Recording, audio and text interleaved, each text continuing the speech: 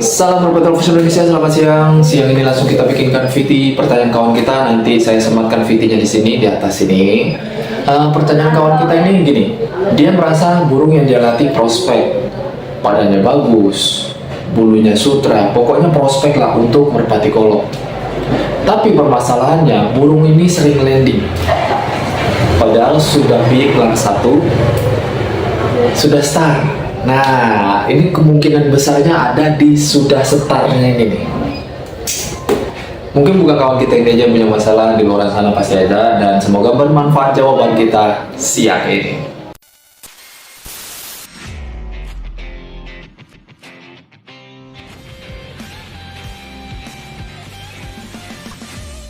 Selamat siang, salam warahmatullahi. Semoga sehat selalu di luar sana, dilancarkan rezekinya tanpa terkecuali. Terima kasih banyak untuk udah subscribe, like, komen, mampir, bantu jawab, komen segala macam. Terima kasih banyak.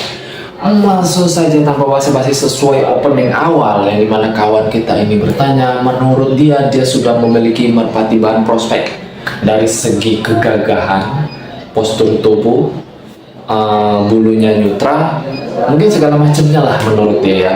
Karena pandangan kita masing-masing sih beda-beda, nggak bisa kita samain. Tapi masalahnya dia ini merpati yang dia latih ini sering landing, bahkan landing nggak bisa mencapai ketinggian. Padahal bulu merpati sudah lar satu dan dia bilang ini burung sudah start.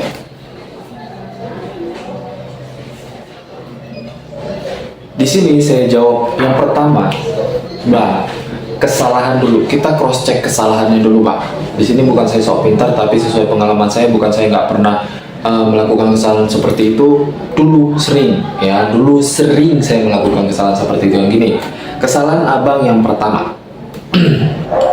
Kita sama-sama belajar ya. Khusus merpati bahan yang kita latih, apalagi itu di lar 1. Udah sampai start ya, kemungkinan abang ini ngelatihnya dari lar 3 atau lar 4, lar 3, lar 2 sampai lar 1, atau lar 3, lar 2, lar 1 sampai akhirnya lar 1 itu dia sudah start. Bukan masalah, mungkin kalau saya pribadi menurut saya terlalu muda, tapi kalau untuk yang lain terserah dia pendapatnya, beda-beda orang. Jadi perbaiki sistem latihnya, Bang, untuk ngelatih piyik bahan kolongan ya.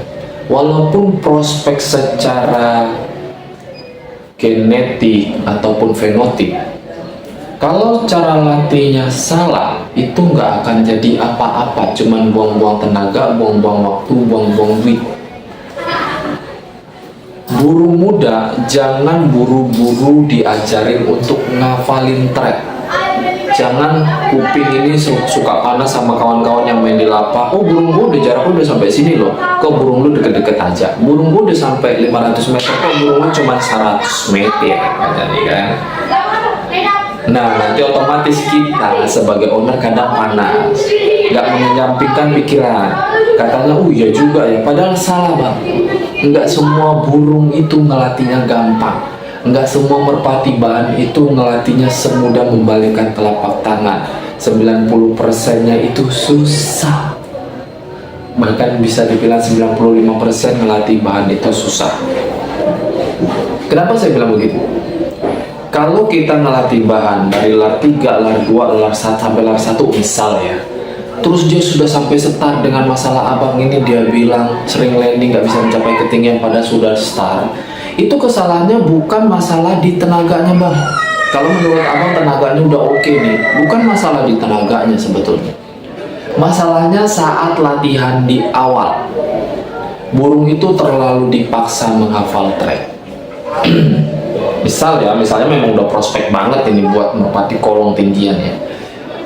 Gini, yang harus dibenahin yang pertama, belajar ngelatih fokus pada si merpati jantan bahan player yang paling utama. Setelah dia fokus ke betinanya, benar-benar fokus, nggak mau celingak-celinguk lagi ngeliat betina lain, dan saat di lock pendek pun walaupun kondisi ramai, misal kiri kanan ada 6 orang 7 orang, dia tetap fokus sama betina yang kita pegang. Itu benar, walaupun jaraknya udah tambah dikit-dikit. Setelah fokus ke betina, perhatikan sistem latihnya itu bertahap khusus tenaga. Bukan dikarenakan lu tambah jauh terbangnya, jaraknya berarti tenaganya nanti lama-lama nambah bagus. Enggak. Kita ngelatih bahan nggak gitu konsepnya. Setelah fokus ke betina, fokus ke tenaga, lob tipis-tipis dulu. Lob tipis-tipis yang sabar. Diperhatikan dulu kemajuannya. Sekiranya dari terbangan itu udah kelihatan burung itu bertenaga atau enggak. Saat penyelesaian akhir ke betina, dia udah kelihatan nih berapa kali terbangan dia bisa ngeluarin tenaga yang maksimal, dan setelah berapa kali terbangan dia mulai loyo, tenaganya udah mulai nggak keluar, cc-nya udah mulai berkurang. Itu yang harus diperhatikan. Jadi sekiranya kalau abang ini terlalu memaksakan untuk menghafal track, dikiranya jarak 100 meter udah pulang nih burung lurus, tambah lagi deh 150 atau 200 meter, besoknya udah pulang nih 200 meter, besoknya tambah lagi 300 meter, lurus lagi, tambah lagi. Enggak gitu. Jadi ujung-ujungnya merpati bahan tersebut yang kita latih fokusnya hanya untuk menghafal track, bukan mencapai tenaga yang maksimal, untuk mencapai ketinggian yang maksimal secara konsisten. Itu banyak kejadian. Jadi jangan disalin nanti beli burung mahal-mahal dari kandang terkenal, tapi kok katanya ngegerobok, sering landing, nggak bakalan mau stabil. Jangan nyalahin hasil breeding dari kandang peternak, misalnya peternak yang memang udah ternama. Bukan. Kembalikan dulu, benar nggak sih sistem latihan kita? Kalau memang sudah kejadian hal yang kayak gini, gimana Bang? Soalnya ini sudah piik 1, nanti udah rampas piik, wah bahaya nih katanya. Sebetulnya enggak juga Bang. Masih bisa dulu Bang. Itu kita kembalikan lagi ke titik nolnya. Dengan cara apa? Yang pertama harus pindah lapak. Abang kita ini harus pindah lapak yang berbeda daripada lapak yang sudah start si merpati yang dia latih itu. Pindah ke lapak meskipun agak jauh. Kalau memang sayang sama merpatinya, masih penasaran sama merpati yang dilatihnya, pengen lihat kerja maksimal, pindah ke lapak yang baru. Terus apa lagi setelah pindah ke lapak yang baru? Setel, terserah A, B, atau C. Untuk perawatan disesuaikan aja, seperti biasa perawatan abang, seperti biasa segala macamnya lah. Nah untuk sistem lob Bang, sesuai yang apa saya bilang, fokuskan ke betinanya dulu. Nggak perlu buru-buru, walaupun pindah lapak, walaupun dibilang itu udah piik 1, bentar lagi mau rampas, nggak perlu buru-buru, santai. Fokus ke betina. Yang kedua, fokus cari tenaga. Cari tenaga itu gimana Bang? Seandainya yang sesuai saya bilang tadi, 5 kali terbang, lob jarak 100 meter masih nembak, 6 kali terbang dia sudah mulai kekurangan tenaga, jangan ditambah jarak, di situ-situ aja 100 meter terus. Kalau orang bilang kelamaan, bodoh amat, itu urusan kita, bukan urusan dia. Burung-burung kita yang kita latih, bukan burung dia yang kita latih. Yang kita latih selama kita nggak kerugiin dia, nggak usah didengarin.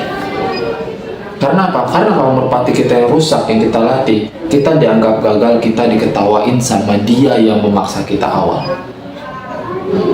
Memang gitu, situasi lapangan gitu. Banyak di lapangan sono, banyak nggak akan suka kalau kita berhasil melatih piik, banyak nggak akan suka kalau kita punya burung bagus yang kita latih dari piik, apalagi kita yang perekonomiannya menengah ke bawah. Beda dengan kondisi orang-orang berduit ya, itu yang harus diperhatikan. Setelah sekiranya ada kemajuan, jarak 100 meter 10 kali lepasan jarak 100 meter dia sudah nembak terus konsisten, besoknya lagi baru ditambah jarak, jangan jauh-jauh. Paling 150 meter udah terlalu jauh untuk tambah tracknya, karena kita fokus cari tenaga. Dan kalau memang ragu untuk dia telat nanti tinggi stabil, oke, kasih gandengan nggak apa-apa. Gandengan yang sekiranya memang tinggi stabil, bisa ngangkat dia tinggi stabil, itu nggak apa-apa. Jadi jangan terlalu menyalahkan diri sendiri juga karena merasa buru-buru lar 1 setelah rampas nanti udah gagal, enggak. Justru saya pribadi kadang melatih itu Bang setelah rampas piik, karena otaknya lebih nalar daripada melatih piik di lar 3, lar 4 sampai lar 2 udah setar. Waduh, kadang itu cobaannya luar biasa. Sering suka-suka hidup dia kalau ngelatih kayak gitu. Nah biasanya kalau udah rampas piik atau misalnya lar 1 udah masuk di lapangan, lob tipis-tipis saja untuk fokus ke betina, setelah rampas baru dilatih untuk kita jadikan player. Nah itu biasanya nggak terlalu susah, jadi cepet nalar, cepet gandeng, mentalnya cepet jadi. Itu umumnya saya latih. Tapi banyak juga sih yang gagal, bukannya nggak pernah gagal, tetap ada kegagalan pasti. Yang penting kita belajar dari kesalahan. Yang sekarang ini masalah yang abang kita ini punya, yang kita angkat di dalam VT kali ini. Di ending VT kita kali ini, ingat bang, pindah lapak, fokuskan latih ke betina, gak usah terlalu cepat-cepat menghafalkan track, gak usah dengerin omongan orang, itu yang paling utama.